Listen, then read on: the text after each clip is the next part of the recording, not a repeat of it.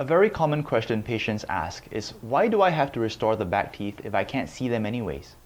One important reason is that the back teeth are the ones which provide the support for your bite. As you are chewing and eating, food is usually pushed towards the back because the forces there are stronger.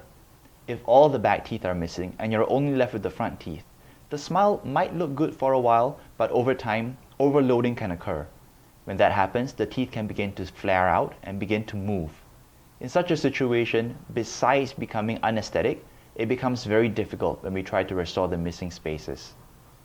If you have a missing premolar or a molar, there is nothing to prevent the neighboring teeth from drifting into the space or the opposing tooth from getting longer.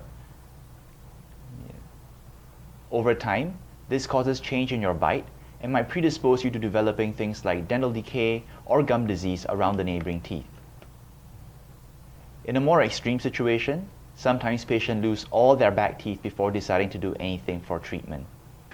For all the reasons above, we always advise patients that when you think of a missing tooth, don't just think about the tooth in isolation.